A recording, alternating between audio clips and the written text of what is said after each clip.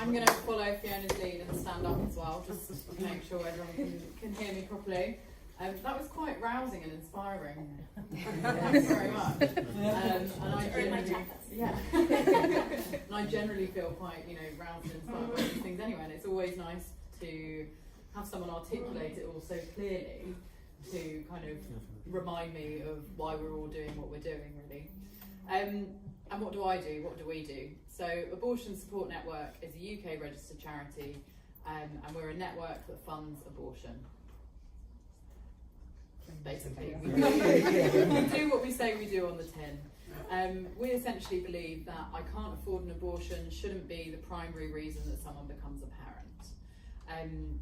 I think Fiona actually touched quite nicely on some of these things. When you have a law or a lack of a law, which means that women have to go overseas or have to resort to dangerous means, what happens is people who have money have options, and people who don't have money have babies that they can't afford because they couldn't afford an abortion in the first place, or they resort to dangerous and desperate means. So we've been around since 2009.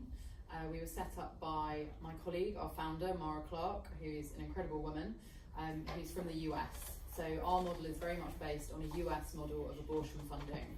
There's a lot of abortion funds in the United States because of how their healthcare system works, basically. And she'd seen them and worked with them in New York, came to the UK, and essentially was outraged by the fact that women in Ireland and Northern Ireland and the Isle of Man couldn't get abortions. So she set up ASN in October 2009 with a bucket of change, a load of volunteers. Did you know her then? A lot of whom are still involved. And in that first 3 months, October 2009 to the end of December 2009, we funded 3 people and were contacted by about 10. The following year, in 2010, we were contacted by, I think, 69 people. Last year, we were contacted by over 800. And in 2017, we were contacted by over 1,000. So we've grown exponentially. And what do? Like I said, we fund abortion. We do what it says on the tin. But as well as that, we provide people with support and advice about the least expensive way to arrange an abortion and travel. A lot of people come to us and they think, I'm going to need €3,000 to do this. They find out that actually it's going to cost them about 500 and they're okay. I have no money means different things to different people. But for a lot of the clients who we support, I have no money does mean they have no money. So what usually happens, and what will be happening for anyone who calls us from Gibraltar, is someone gets in touch with our helpline, which is staffed entirely by volunteers, supported by Mara or myself, whoever's on the call. They can do this through a phone number, by email, or by our website. You can send a text or you can make a call. A member of our team then calls back and has a chat with that person, finds out standard questions. I've done several shifts on the helpline. First of all, big question is, how far along are you? Next question is, who else knows about the pregnancy? And from there we go on and we work out how we can help them. Most people who contact us actually don't need any financial support. They're just coming to us for a bit of creative problem solving. And historically in Ireland, it was impossible for anyone to provide enough information on how to do this. So we were really providing a lifeline for the past almost 10 years for people who didn't have anywhere else to turn.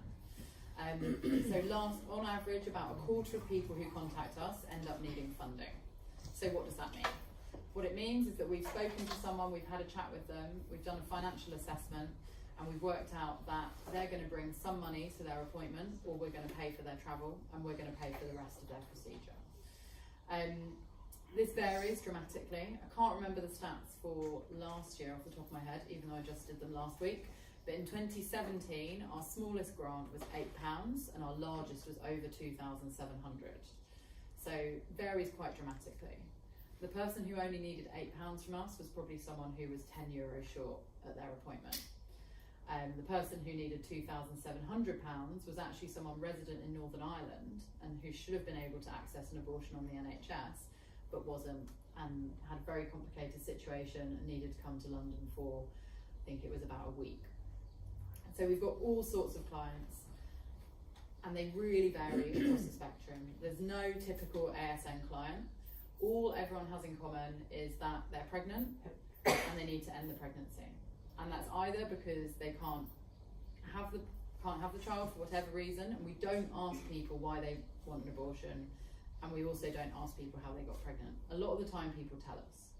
The other reason might be that they've got a pregnancy that's not viable, and those people come to us as well. We have a long-standing relationship with termination for medical reasons in Ireland, and we support a lot of clients who need to come over for those sorts of reasons.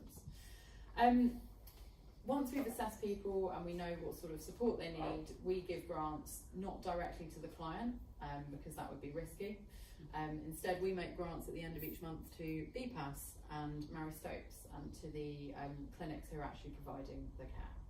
We also buy flights for people. That happens quite a lot, and that's been happening quite a lot more in the past couple of years, because what we found was that people would say to us, I can pay for my own flights. They'd look at the flights and say, okay, I'm coming over in 2 weeks and it's €35, I can pay that.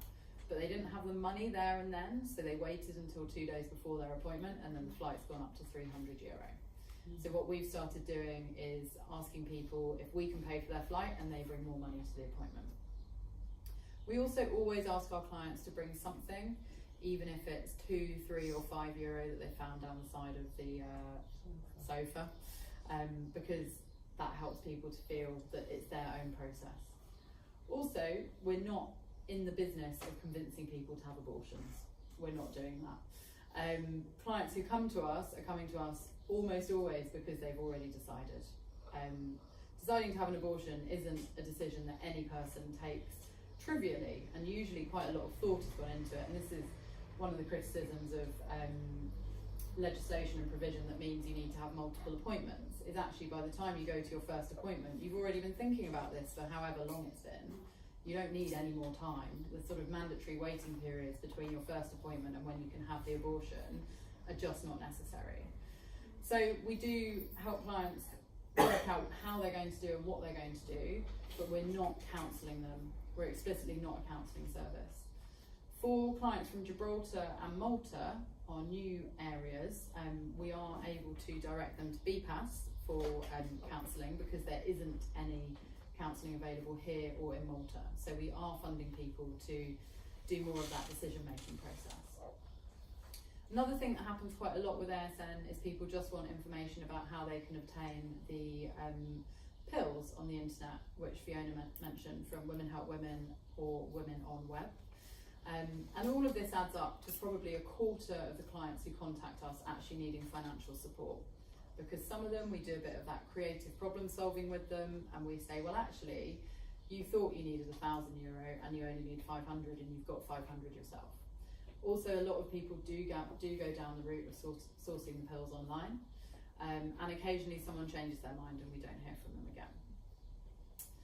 Our clients, like I said, they come in all shapes and sizes. They've got in common the fact they need an abortion, they want an abortion, and they need our help. Beyond that, we've had everything from a 12-year-old last year to women in their 50s. We have quite a lot of clients who are those sort of outliers, so teenagers who aren't used to their menstrual cycle yet, or women who thought they'd had their menopause, coming to us at a time when they didn't think they could get pregnant. Most of our clients are already parents themselves, and in the shifts that I've done on the phone, this has been absolutely borne out. It's much more common to answer the phone and speak to someone who's saying, I've got 3 or 4 kids at home, or I've got 2, or I've got 1, than it is to be speaking to someone who hasn't got any, which I think is quite interesting. And that's actually the case with, I can't remember the statistics off the top of my head, Rachel might, but the proportion of abortions performed, 53% of abortions are for women who've already got 1 child or more. So a lot of the time it's people are coming to us because they can't afford an abortion, so of course they can't afford to be a parent. We also support a lot of clients who are in quite precarious situations, people who are fleeing domestic violence situations, who have mental health concerns, who have existing health issues that mean that a pregnancy is going to be really difficult for them. Last year we had a massive increase in the number of clients who were homeless. It went up, I think it was 4 times as many clients got in touch with us last year who were actually officially homeless. as did in 2017, which is really alarming, and actually something we should probably be feeding back to a particular department in Ireland as well. And also massive increase last year in the number of refugees and migrants. And for those clients, it can often be really complicated because you've got to have the right documentation to leave the country, you've got to have the right documentation to get into the UK, and you've got to have the right documentation to get back into Ireland. So all of that can actually end up being prohibitive, which is another reason why later gestational limits are useful. Sometimes we had a client last year who it took 3 months for her to get the papers, during which time she passed the point and had to have a baby, which just to me is outrageous in this day and age. And part of that's to do with immigration and borders, but also it's about the fact that there wasn't provision in Ireland where she could get an abortion. And actually that client probably still wouldn't be able to get an abortion in Ireland, so nothing's changed yet. What else was I going to say? I think I'm just going to mention as well how we came to be here and to have opened our service for people in Gibraltar, and that's because you guys asked us to. I think Mara and I, when the referendum result happened in Ireland last year, were really excited by what that could mean for ASN. We've got a great model, we've got great supporters, we're quite a stable organisation, and we're thinking, right, what can we do next? This is amazing. And then at about that same time, we started talking to activists from Gibraltar and activists from Malta, and it was the obvious thing to do. As soon as you guys don't need us, we're gone.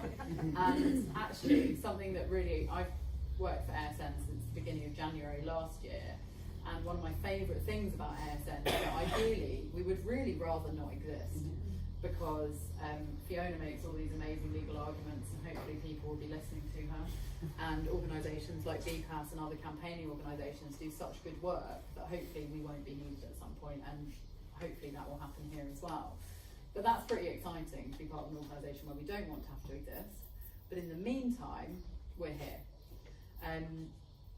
So the process is exactly as I just described it. We've got a phone number, there's some lovely cards there, and it's all on our website. We've got our phone team, who's all volunteers who work on supporting our clients, and then Mara and I support with the more complicated clients as well. We're able to provide people, as I said, advice and support, signposting to BPAS for counselling. We're able to provide accommodation with hosts in England close to abortion clinics, so we have a network of volunteer hosts who will put people up, which is amazing. Then we'll also provide funding towards flights, accommodation, and the actual procedure. So I think the more that we can all do in places like Gibraltar, countries like Malta, to talk about abortion, the more people are actually going to know that we exist, the more that people who actually need us are going to know that we exist. Since we launched in Malta, we've had loads of fantastic negative press coverage. So we're just like, okay, call us baby killers all you want, but someone who needs an abortion is going to see that there's a charity in England that can help them, and that's what we want. So thank you for asking us to help. We're going to do our best. I was talking to people earlier about some of the, Gibraltar's such a small place. It's an interesting one for us. We probably won't be able to share so many stories of the clients who do come to us for fear of identifying people. I know confidentiality is a big thing here, and we don't want to be part of making that gossip any worse. But we are here, and if anyone you know needs help from us, please send them our way. And thanks so much for having us.